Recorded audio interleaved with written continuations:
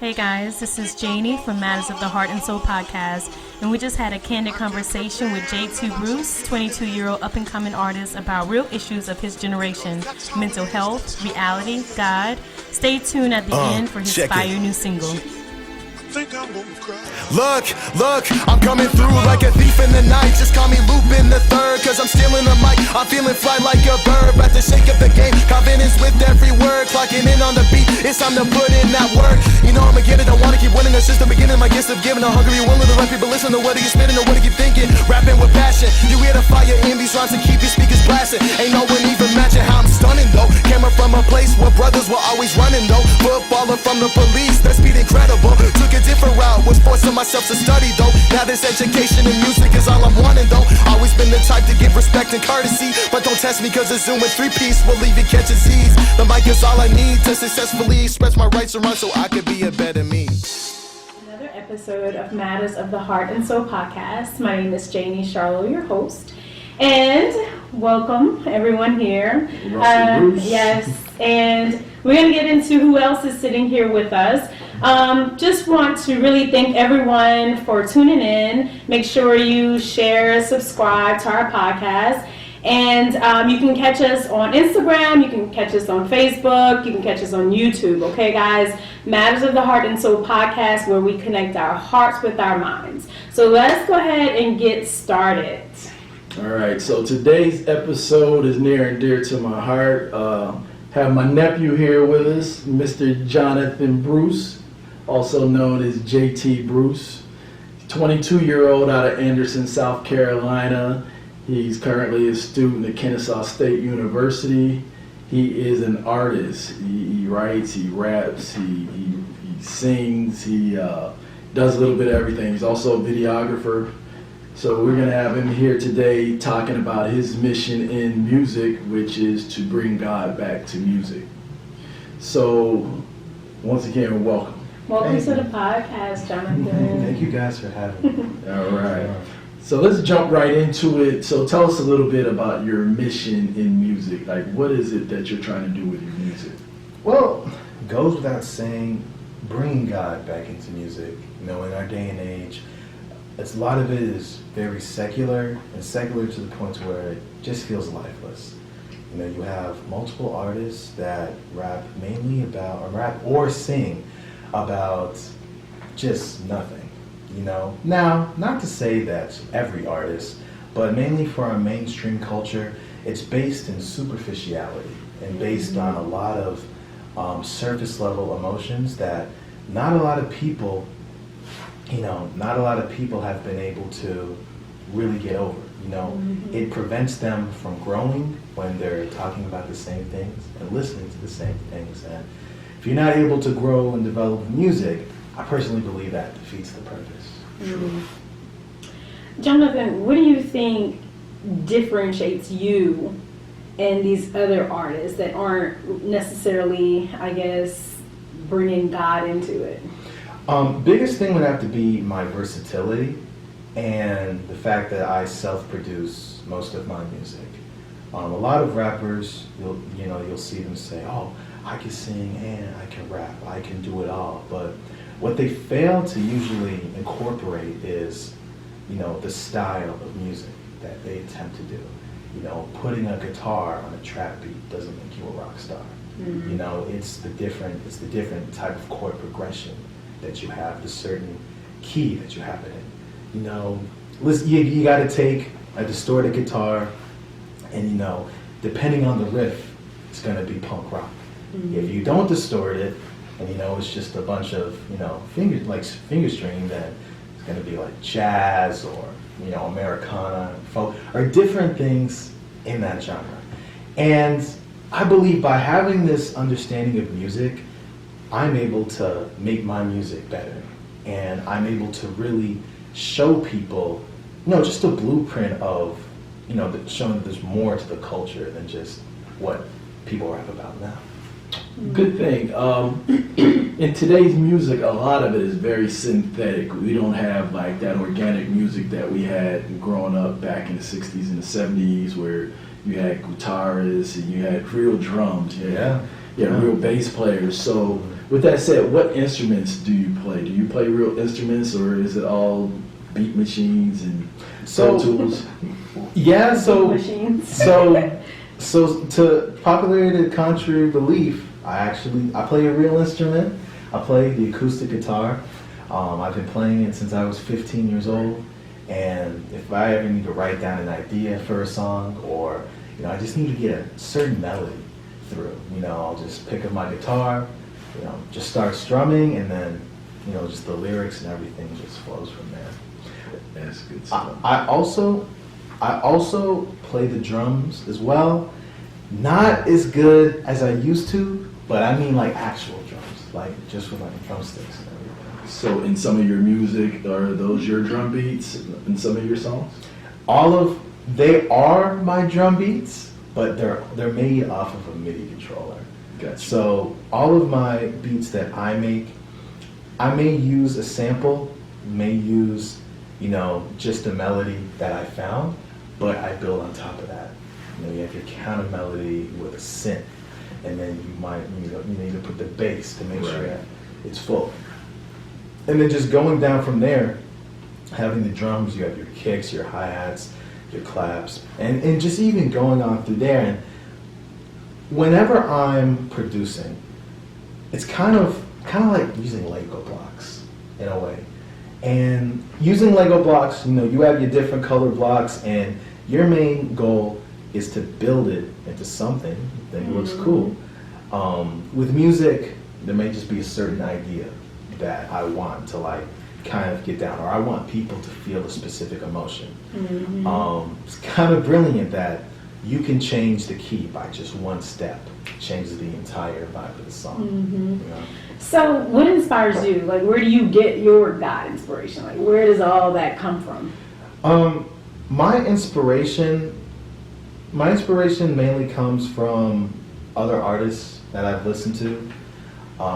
But on top of that, my inspiration to make music comes from multiple other pieces of music as well.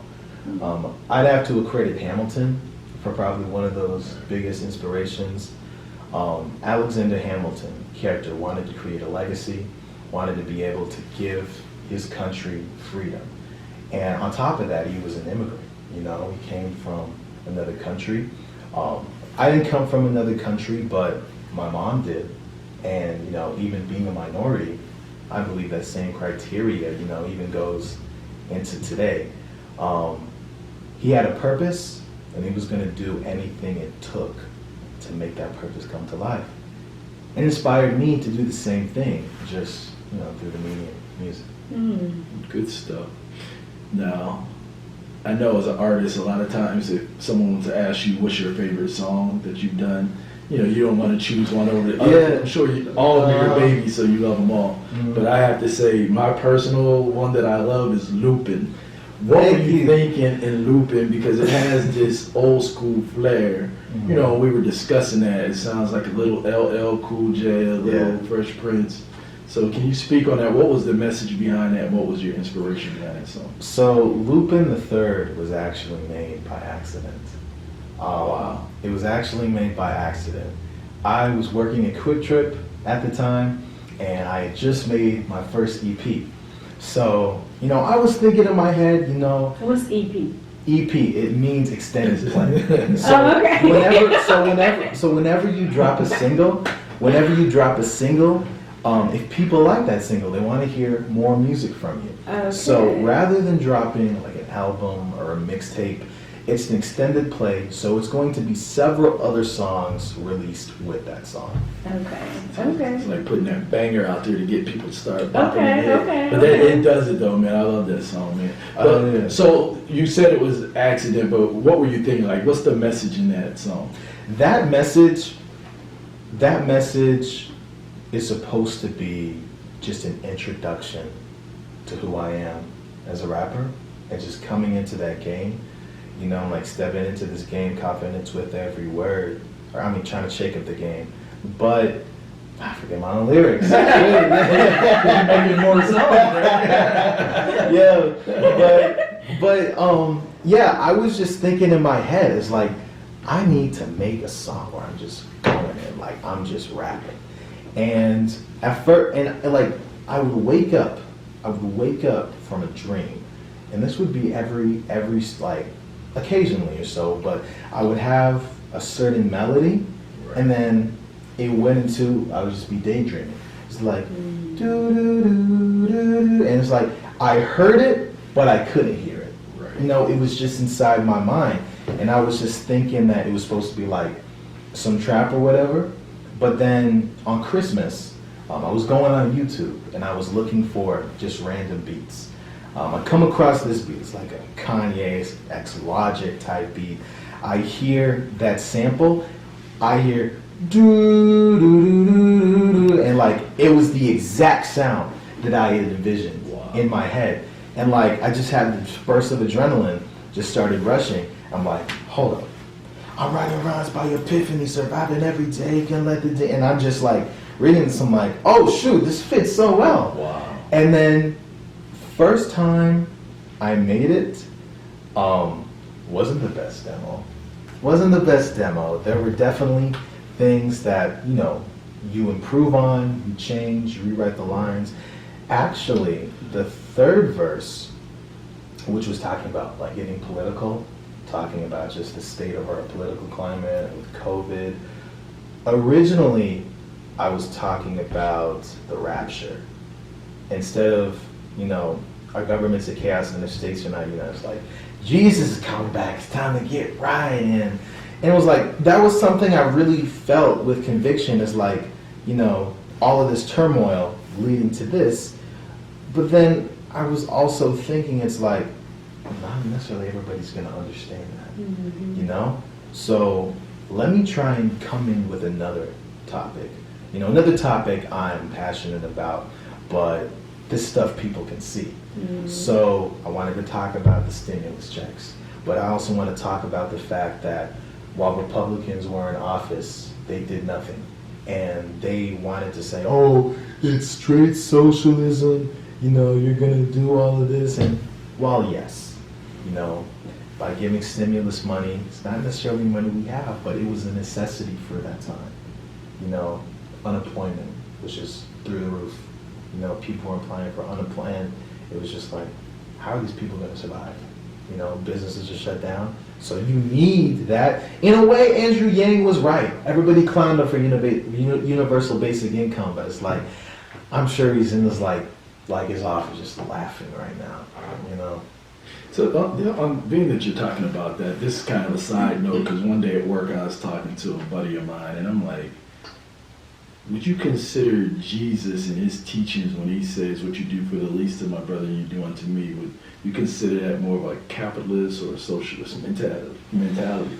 So, you know, you don't have to answer, so it's like just things to make you think, right? Because it's like, you know, we get caught up in this rat race, and you know, it's all about this staunch like individualism, and you know, and you know, we don't look out for one another anymore. But you know, but anyway, I'm deviating.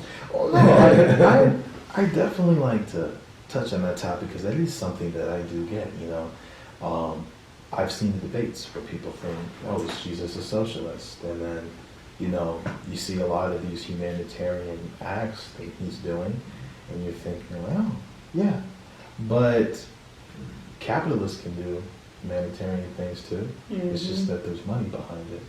You know, socialists. Well, they gotta write off taxes, right? Hey, they have more money to give away.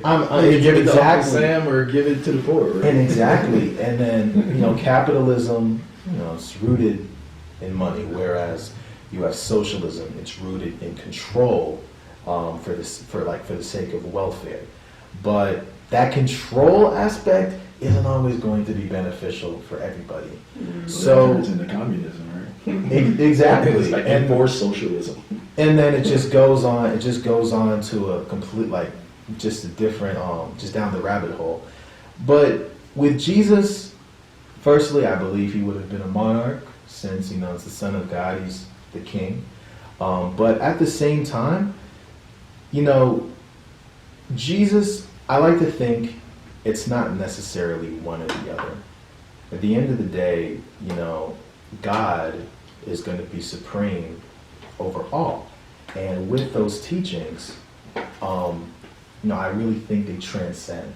I really think they trump whatever political affiliation. Omnipresent. That's what I always say. Democrat, Republican, two wings, same bird. Well, I think we have to be self-governing. Yeah. We have to be self-governing. I'm very in favor of the individual when it comes to being governed. John Locke talks about this a little bit, just talking about unalienable rights. And, sometimes, and not even sometimes, a lot of times, the government will try and find a way to encroach those rights. This is partially why, I like to consider myself a libertarian in some senses. First, taxation is theft. But on top of that, just really realizing that the government doesn't have your best interests at heart draws me away from that. To where, yes, that self-governing aspect, it's feasible. It's feasible, Yeah. And I think we're seeing that now. I think we're starting to see the illusions dismantle. Yes. I think we're seeing that. All right. So, outside of music, what do you like to do? It depends. I haven't been able to get back into it now, but I love boxing. I'm just starting to get back into working out. You look like a boxer, And what's so crazy is that I used to when I was 13 years old. I had just gotten beat up. It was like last day of school. And my mom was like, "Yep, you done. you done with this school year." So then over the summer, she takes me, or actually not even over the summer, the next day she takes me to this boxing gym. It was like, so you had gotten into a fight at school. That's what you're saying, you got beat up. Okay. Pretty much, yeah. Okay. Yeah, I mean, it wasn't really a fight. Was it a fight or did you just get beat down? I just took it. I took that beating. Man. It's like, I don't know what it, so, like, I don't know what happened, but it was just one of those things where I'm just like, I'm not fighting you, bro. I'm just go ahead. Wow. Yeah, he got charges. I fought him legally, or we fought him legally, so it was like, wow. We had the last laugh. Okay. So you started boxing from there? I did. After that, it was hard at first because you got to run we ran like a mile every day, and then we would train. At first, I was scared to get punched in the face. Then you get punched in the face, and then you realize it's not all that bad, but it does get frustrating. But boxing teaches you about life. In what capacity? In the capacity of responsibility and discipline. Okay. With great power comes responsibility, and with great power also comes discipline. You can knock somebody out in boxing, but you can't just knock somebody out because you know how to. Right. You've got to use it for good. Hey, in the words of the great philosopher Mike Tyson, he said, "Everybody has a plan until they get hit in the nose." Yeah. So, Jonathan, what are your current music projects? I have a lot of singles that I'm releasing, but I do have, a second EP, possibly, mixtape is coming out later this year. I would say that with this next form of work, I want to go into mainly more of one specific genre of music rather than delving off and doing all these songs, because I like being versatile. I like doing every genre, but then there comes a time where it's like, maybe I just want to do drill. Maybe I just want to do gospel rap, So I kind of want to experiment with that, just see what the people are gonna like. You know? Mm-hmm. So I understand that you're doing some things with a big company right now that you do some work for. Are you allowed to speak on that at all? Not yet. Okay. Not all right, yet. we'll skip that. Yeah. We don't want to throw no names out there and get you in trouble. Yeah. or mess up that big check that's probably fight, right? Yeah, I'm telling you, once it is actually solidified, then it's just something to just show around. Yeah. How about the radio? What's going on the radio scene here in Atlanta? Yeah. That is here in Atlanta, right? It's in South Carolina. In South Carolina, not here. Yeah. Okay. 105.1 The River. Okay. It's a gospel radio station, and DJ Nick, saw him at a party. He was like playing, like, "Hey man, like you play rap?" It's like, "Yeah." I said, "I'm a rapper too." And then he's like, "Shoot, like you got music?" I'm like, "Yeah." Like, "What you got it on?" "Spotify." And I show him my mixtape. And next thing he knows, like, "You want to be on the radio, bro?" And it's like, "What you mean?" He's like, "Oh yeah, I'm part of 105.1. Like, we're gonna get your song on there." And at first I'm like, "Oh, okay." Like I didn't think it was real. I thought he was playing. Right. I thought he was playing. And then I call him about 2 months later, and I call him like, "Hey man, like I really want to get on the radio." He's like, "You got your next single?" I'm like, "Yeah man, I can get the master for you." So then, right now, just came back from a music video for that song. Gonna have that ready, all the promotion, and then it's just gonna push it from there. Yeah, That's exciting. You're here in Atlanta in some of these big studios where the big boys get down, man. Yeah, I recorded everything in Patchwork Studios. Shout Shout out to Luke Conflencienta. Probably butchered your last name, but this guy, he engineered for Megan Thee Stallion and Patchwork. Like, I'll say this, it really separates the artists from people who just do this as a hobby. Right. Really separates them, because I got my first invoice when I was like paying for my session, and on top of that, when you go in there, you record. You don't do anything Very else. professional. If you're not recording, what are you doing there? Exactly. And I love it because it's just like, too many times, I've been with artists that, they say they want to make music. I get in the studio with them, and they just BSing. Yeah. Just BSing. It's like, if you're not here to record, I don't care how tired you are, if I pay for this session, and it's like, it's a like 7-hour, 8-hour session, best believe I'm recording all those 8 hours. I'm gonna get my money's worth. There you go. That's what's up. That's good stuff. Jonathan, as you grow, and as and I wish you so much success in all of this, what is your biggest message? What do you want people to know about you, about Jonathan, about your music, and as they go to support you, what do you want people to know? Question. I want people to know that even it's okay to be lost. I want people to know that it's okay to be lost because there's a way to be found. That's good. Yeah, it's good That's stuff. good stuff. Yeah, that's the powerful message too, because a lot of times, people don't understand it's okay not to be okay. It's a part of the process. You have to be lost to be found. Right. So it's a Shadow part of work. Exactly. It's shadow work. It's a part of the I think process. that's the problem with most people, and I think during this whole quarantine phase in the last 2 years, people being isolated is forcing them to deal with their stuff. Yes.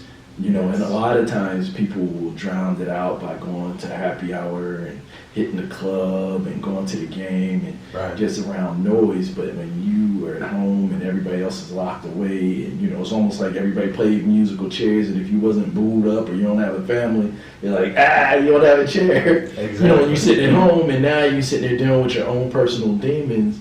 And a lot of people can't deal with that chatter that's in their own head. That's very true. And a lot of people are struggling. Suicide rates up, abuse in the homes up. all those things. So it is okay not to be okay, but people just have to learn how to deal with this stuff. And this is also a good time for people to start reaching out to the loved ones that they haven't talked to in a while, you know, and get closer. Like we've been talking a lot, you know what I mean? Yeah. So it's like, you know, reach out to people, make sure everybody's okay, because it's like, you know, we'll sit there and talk about people, but we won't pray for them. We won't call them and help them heal. You know what I'm saying? So that's what this podcast is all about. Yeah. Is helping people deal with their stuff. Because Yeah. we had to deal with our stuff. Yeah. And that's what I want to do. That's what I want to do with music. Last year, I came to a realization that being an artist, my career, is not about me. It's not about me. It's not about how much money I get. It is about who I can impact. And it's about how I can make an impact. Because at the end of the day, all of achievements that people get are temporary. They're temporary, and at the end of the day, you can't bring it with you when you die. Yeah. But that pep talk you just gave that one person, or that person, the homeless person you just gave money to, they're gonna remember that for the rest of their life. And I feel like people don't understand that. Well, legacy is not what you have, but it's what you do. You know, it's not, you won't be remembered by what you have, but you'll be remembered by what you do. The impact. And I want to be able to not necessarily be remembered, but from what I do in my music, if people are going through something, you know, they can turn on that song, you know, wow, you know, I feel better, my spirit just, Absolutely. you know, that burden just feels lifted. Yeah. Because that is, I believe, as an artist, you have an influence, and you have, you know, a fan base. You know, what are you doing with that fan? Like, what are you doing with that fan base? Are you pouring into them, or are they just a money sign to you? You know, you see that with Travis Scott in Astroworld, because Travis Scott, while he's a great artist, and I respect his craft to the fullest. In fact, I've been inspired, but you start to see that there wasn't necessarily a lot of transparency between Travis Scott and his fans. A lot of it was on a surface level. Travis was mainly rapping about himself rather than, you know, just rapping about, you know, message that gets people through. Nothing wrong with that. You know, if he wants to do that, wants to do that. But the consequence of that is to what you have now. You let 10 people die. You don't have a sincere apology for it. You're dodging questions when you get asked about the event. What does that show people? It shows people that you don't care. And when you don't care, that's when you're in trouble. I want to let my fans know, just as my base goes larger, that I love them. You know, I want them to know that somebody they're listening to actually wants to do something for them. I like that. Wow. We have a few more questions and we're going to wrap it up. What do you think, in your generation, you're 22 years old, what do you think is missing in music that you perhaps have seen in the music of your parents? You know, what do you think is missing? In today's music? Yes, 22 years old, your generation, what do you think is missing? Reality. Honesty, transparency, integrity, reality. People like to listen to rappers because they look cool, rather than the content that they talk about. And people are willing to go to great bounds just to you know, be in this position. And then they'll think, oh wow, like my life's not that interesting. What should I rap about? Oh, Lil Baby, or not Lil Baby, but like, oh, this rapper over here is talking about drugs and everything. Maybe I should rap like he's doing. And now, but they're like, oh, I've never slang dope. Like, I've never done any of this. So let me just act like I am. So now it's like everybody want to talk about how much money they're making from doing this. They want to talk about who they've killed. They want to talk about snitching on themselves. And it's okay to talk about how you feel like you ain't gonna make it and you work in a 9 to 5. There's a majority of people who go through that. You know?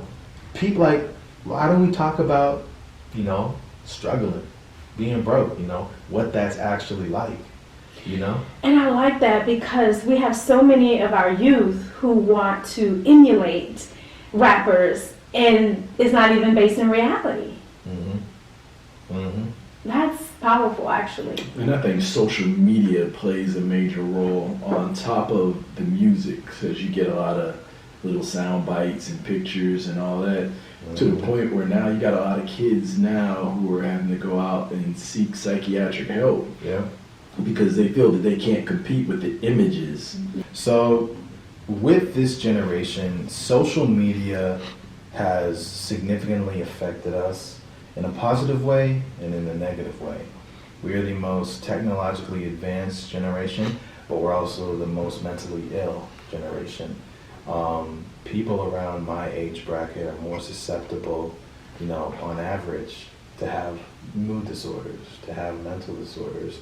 On top of that, my age group is also, they're on average, we have insomnia. You know, we have a lot of more demons that we battle. And I feel like that's the cost. That's the cost of having having access to so much information and just so many things. You know, you learn topics you're not supposed to yet. That's and true. It's just like you have to mature fast because it's right in front of you. And so with what you're saying, I agree with that 100%. So, you know, I was studying I think it's Raymond Kurzweil's Law of Accelerated Returns, where he was talking about how it took from 1900 to 2000 for knowledge in the world to double. Right. And then from 2000 to 2020, it doubled. Now they're saying that it will double every 72 days. I believe it. So it's almost like we're taking in knowledge and information through a straw. Like you're at a fire hydrant with a straw trying to sip on it. It's like coming in. So with that said, tied into what you were saying, you know, it's creating all these other issues, right? Because it's like, what's real, what's fake? But I think this generation, even though you're totally different creatures than what we were, and then even back, say, the 1900s, it's more important now that you were more spiritually in-depth inclined than any time in the history of the world. I agree.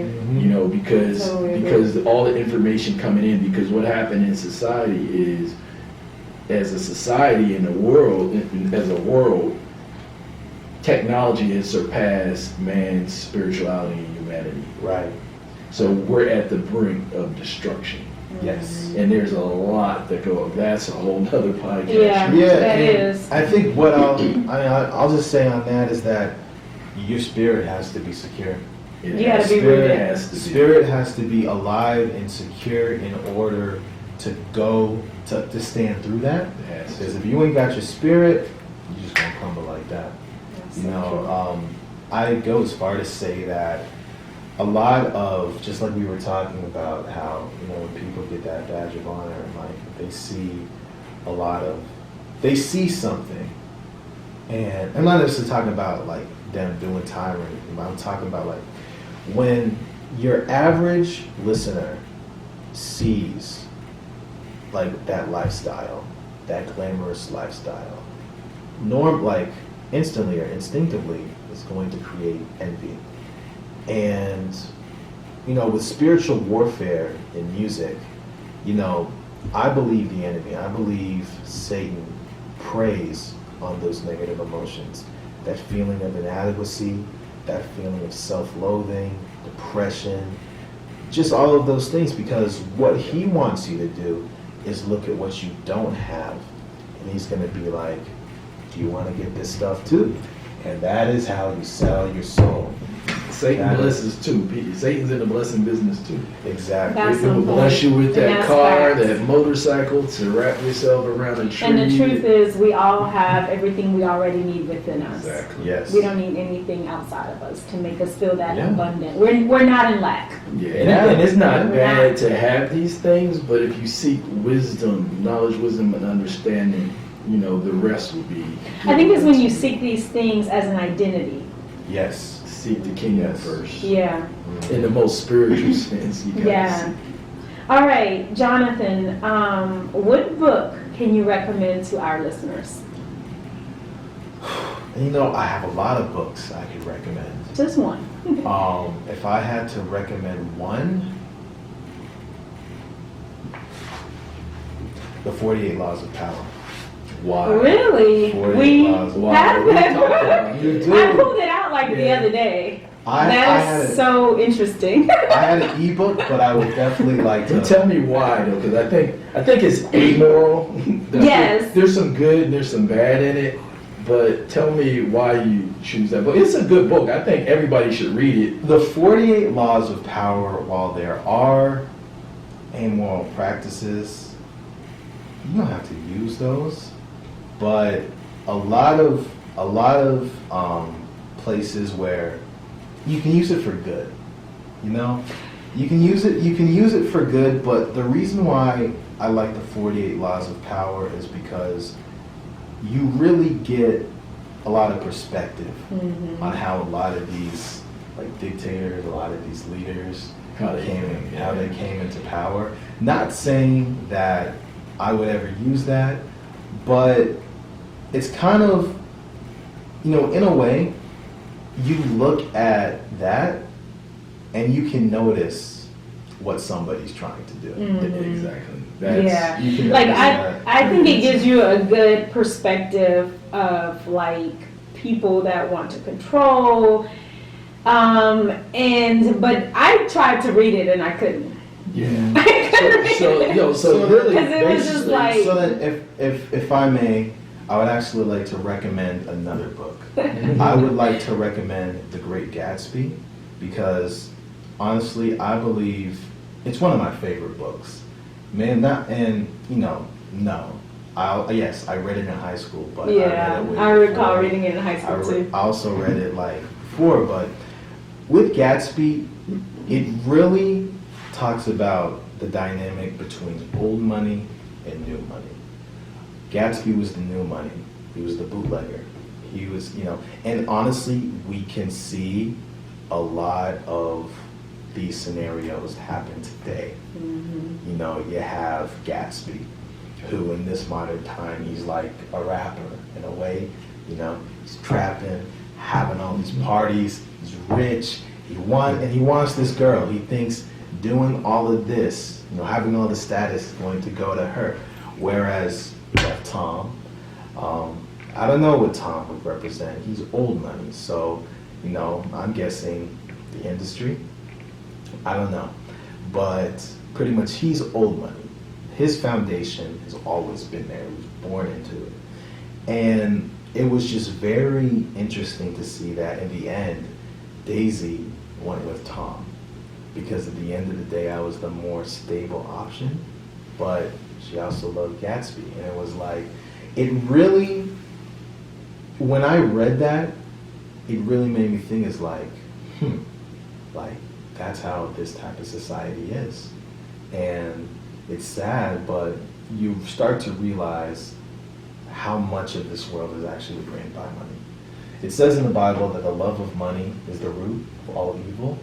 And I think that's very evident when you look at a business's practices, and when you look at what somebody will do.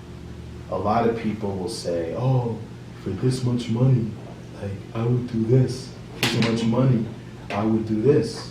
OnlyFans is a great example. This might step on some toes, but it's one of those things. People are willing to get paid just to show their body, and it's just always baffled me, because it's don't you have any respect for yourself? And then on top of that, let's take OnlyFans out the way. Let's go to something else. You know, like what's something ridiculous that people would do? Yes. People would rather kill somebody for money. I mean, that's an extreme example, but that is how extreme it gets. And when you love money like that, I forgot who said it, but they said that Creflo Dollar, he said money amplifies what's already in your heart. Yes, That's a fact. definitely. Money amplifies. Yes. Money amplifies whatever's in your heart. So whatever is like a seed, Yep. that's gonna grow once money comes, and Yep. you start to really see who somebody is. Yep. If I agree. If you're a fool, you're gonna be a bigger fool. If you're a drug addict, you're gonna have more money to buy more drugs. If you're an Yes. alcoholic, you'll have more money to buy And alcohol. that's what I was And that's trying. what- That's what I was trying Yeah. to say. It's like people are willing to throw their life away. They're willing to throw their life away. Yeah. Do that. All right, and currently today, at the time of this recording, what is the greatest matter of your heart? The greatest matter. And it doesn't have to be music related, just from the heart. And matter is like an issue, issue in my heart that like something I've been. Something you're concerned with, or something you would like to see that happens. It could be inspiration, I whatever. would like, my matter of the heart is raising awareness for mental health, destigmatizing mental illness.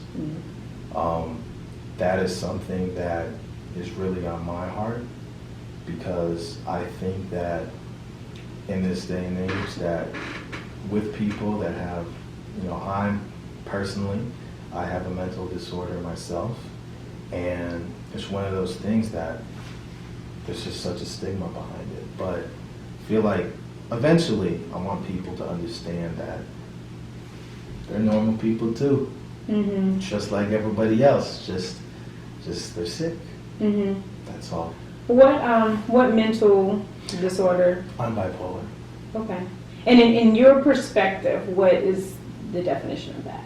What does that mean? And this is just raising awareness for people who may not know what that means. Bipolar, you are basically two different people. Three, when you think about it, you have your manic state, you have your neutral, like stable, and then you have your depressive state. Now, it's much more than that. Yes, there are erratic mood swings, but there's racing thoughts, slightly psychotic episodes here and there, like psychosis. On top of that, it just really warps your mind to where, your emotions are just all over the place. Your mind is just all over the place. And, with that, when I'm manic, when I've had severe manic episodes, you kind of lose grip with reality. I guess what they say, like going crazy in a sense. And then with your depressive state, you're in a rut to where you just have this feeling of like hopelessness, and it feels like an abyss that you're never going to come out of. So it's just like you're just gone. You feel like you're outside of your body in a way. And that is something that a lot of people go through, but they can never quite get the help that they want because A, they're scared to, B, they've been ostracized because of their illness, or 3, they just don't know. They just don't know. And I have a project next year that I'm working on that really sheds light to that. And I would like to, just like, with civil rights, with marriage rights, and then I feel like mental illness, I feel like that's the next thing that needs to come. We need to be able to treat patients with bipolar or schizophrenia or like borderline personality disorder, because for too long, they used to just put them in like these prisons in a sense and just do away with them. Oh, they're crazy. Let's just keep them over here. But they don't get better doing that, And it's just like, we would rather just commit somebody and lock them away rather than actually help them get better. Yeah. And I feel like that's something that needs to change. Yeah. Thank you for your transparency and honesty. Yeah, and it's great that he says that, because there was a time when they would even try to lock women up for having issues with menopause, where, they would show different forms of psychosis tied around it. They're like, okay, well, she's bred her children and did all these things, whatever, let's just put her in a crazy house. So there was a time in this country when they used to do that. But now, if you look at it, it's, it can be treated with hormone replacement therapy, right. Even a lot of natural remedies, and, some cases, I'm not going to say it's 100% eradicated, but it's gotten a lot better. So what you're saying is 100% true, and I definitely can see that. I can see it in this generation a lot as well. I've heard some horror stories.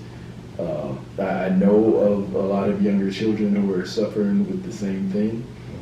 So I commend you on that. If there's anything we can do, we'd be glad to help you. We started a nonprofit this year, and maybe we could do something together. Yeah. And I think there is a neglect on mastering emotions. Like, people aren't taught that. Yeah. You aren't taught what you're feeling, because you could be feeling depressed, but it's loneliness. Right. How do you know the difference? Because loneliness, emotions. I'm just saying, right? Yeah. Like, some people, you may know the difference, right? Sorry. But I'm saying people who aren't aware, right? Yeah. No, you're right. Yeah. And because a lot of people will just say, oh, I feel sad, or oh, I feel really happy now, like I'm bipolar. And anger could be, you're just hurt. Somebody hurt you and you're mad, Exactly. So it's just, I think we've not been taught how to master emotions, and I think that's so important.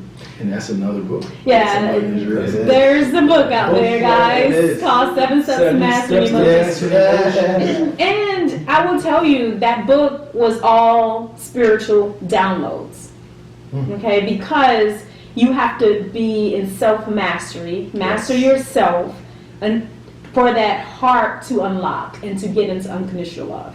And there is a process. It's a process, and it's a constant work on self. So again, I'm just, thank you for your transparency, because people need to hear that. Sure. Yeah. And we were talking earlier before the podcast, going into that fifth dimension. Yeah. And, the dimension of love, and, in the fourth dimension, whether it be your negative emotions and just your dark self, that's where I felt, and that's where I do feel sometimes whenever I do struggle with a manic episode or a depressive episode. But it wasn't until I went to that fifth dimension that I was truly able to learn how to control it. Because just like you talked about, mastering of emotions, I may feel a certain way, but I've learned that, control those emotions. Yeah. Not everybody needs to see them, not everybody needs to know about them, and quite frankly, it's like, sometimes you don't even need to show them. Exactly. And then the self-awareness of it. Like, okay, I'm angry, but why? Yeah. I'm analyzing it, and I need some time to do that. Right. It doesn't happen overnight. That's good stuff. And I think as a society that we're all kind of in that fourth dimension, in that dark night of the soul, or that period where we have to do shadow work. Purging. So what you're saying, even though, we're looking at this generation saying, hey, they have a lot of stress, anxiety, a lot of narcissism. Yeah. We're using a lot of different words lightly, but I think it's happening across the board. I think there's a lot of adults out there who have clinically been diagnosed then I think some people are being misdiagnosed because they don't know what to do with it. Yep. I think if you really sat down and talked to the majority of people, probably 75% of the people right now are there. Yep. You know what I mean? But a lot of people, especially people of color, really don't like going talking to counselors or to a doctor and clinically get diagnosed because, once again, they feel that it's negative. But it's okay not to be okay. Yeah. But the thing is, it's not always, things aren't always happening to you, happening for you. Right. Because now you have an opportunity, right? Yes. You know, and I know we're trying to wrap up, but where does the music fit in? Do you see the music as part of a therapy? Does that help you when you have those manic episodes? How does music play into it? Yes, music, I write from the heart in everything that I do. So, in fact, my mixtape that just came out a few months ago, it's called Going Through the Years. And in that, I talk a lot about what I'm feeling, or I'm talking a lot about just myself and just these negative things that were in my life. And it is therapy for me because if I have this emotion, like for instance, there was this one girl that I liked and she just treated me just terribly. And for the longest time, I felt some type of contempt. But then I was like, instead of just holding this, let me see if I can just release it. I made a song called FaceTime, and it's a pretty good song, I believe so. But after that song, once my issues are on a song, I'm done with it. Yeah, because it's expression. Yes. And emotions is energy in motion. So once you take it out of here and you write it down, you've just transferred it. It's no longer in here. I didn't think about it. So you write it down. In your situation, I take it out of here and I speak on it. Is out in the ether. So energy and emotions. And music is expression. And before, I know we gotta wrap this up. I know, we can go up forever, right? I wanted to say something about what you said about people of color and mental health. People of color really have to be on top of their mental health because we are creators. Yeah. We are creators. We hold and absorb all types of energy and emotions. So we have to really, really be in control of our thoughts. We carry it for the planet. Exactly. And to tie into what she was saying, it's like the basic law of thermodynamic energy is it cannot be created nor destroyed. It just moves and changes shape and form. Right. The same way that you can take a thought that comes from a download, a spiritual download, and then you could put it onto paper. You're transferring energy. Yeah. And once again, emotion is energy in motion. So everything is energy. Yep. Everything. That's what connects all of us. Yep. Like we're sitting here in this field of energy, like there's Wi-Fi signals. Like I could text a whole picture and it's floating through the ether. You got television signals. I could press like my remote to the car. You don't see it, but people think this is all empty space. This is like electrically charged energy or product. Yeah. But we need to learn how to be within nature and what role we actually play. And that's where the whole thing about spirituality, I think that's when people really, really start tapping in, and you start to realize that your issues really aren't issues, they're blessings, they're opportunities. Because a lot of times we see things that are wrong and we just quit and we give up instead of seeing opportunities. Because the more we dig into it, we start to find out that it may not have been exactly what we thought it was, and that there's a blessing in this, right? Absolutely. And then there's a story, and we'll turn our mess into a message, our test into a testimony. You don't take L's. And then we go, either one or you learn, baby. Yeah. Yo, we're going to wrap it up, man. I love you. I'm proud of you, man. All right, guys. This has been another episode of Matters of the Heart and Soul podcast. My name is Janie Charlo, your host. This is Russell Bruce, co-host, and Johnathon Bruce. Real quick, Johnathon, where can everybody reach you, get your music? How can we support you? Follow me on Instagram at JT_Bruce. I also have a website. It's going to be www.jtbruce.com. You can also find my music on Apple Music, Spotify, and other streaming platforms. But mainly, all of my content, everything you need to know, is going to be on those. All right. Take care, guys. Peace. I think I'm gonna cry. I can't pretend that I don't give a damn. Because that's how it is, that's how I am. Check it. I think I'm gonna cry.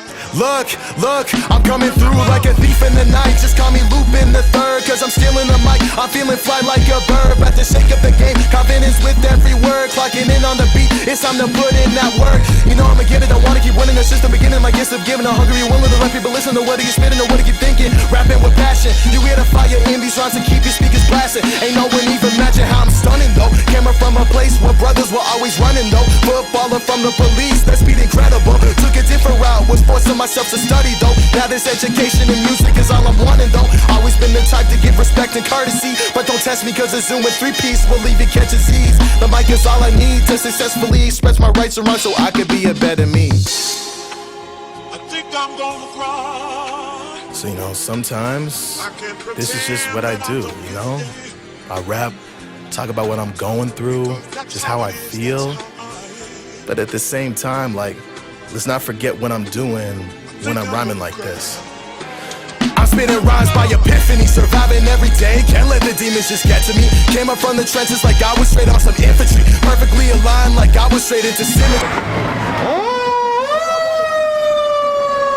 It's all in my vicinity. Grinding hard and viciously on my craft so religiously. Do it while I'm searching for guidance and nobility. It's the epitome of my lyrical ability. Then I'm headed straight to Atlanta, right over the savannah to cop that quality whip like I was Indiana. I'm feeling cool like Montana, cause you got my antics and I feel manic. No need to panic, cause I'll sink your favorite rapper like the Titanic. It's the dynamic, it's so frantic, if we're doing semantics. Illustrating pics of your brain, we call those graphics. These bars make me sick as a dog, I'm illmatic. Good evening, ladies and gentlemen. My name is Thomas DeTora, here with WJTB News, here to give you a special report. Bipartisanship is on the decline as Democrats and Republicans continue to have civil unrest within America. Reporter JT Bruce is on the scene to give you an update. Appreciate it, Thomas. Without further ado, let's get straight to the point like the bullets of Homie 9. I'm feeling so divine, but these problems are benign. There was a virus and our government went on decline. Legislation is shaking, the stimulus checks were taken, but Republicans were so damn complacent in keeping their incumbent seat in placement. Just Pharisees adjacent. The Democrats took majority and pushing agendas. They're acting like they better, but it's not getting any better. The storming of the Capitol, Antifa going radical. Identity politics being played to search for power. Black people are exploited for tragedies by the hour. Instead of doing something, people would rather post what they devour. Time to get it hectic and our country is divided. Not every issue that you see in life is on one-sided. It's time to wake up and finally open your eyelids. Government is in chaos and the states are not united. I think I'm gonna cry. I can't pretend that I don't give a damn. Because that's how it is, that's how I am. I think I'm gonna cry.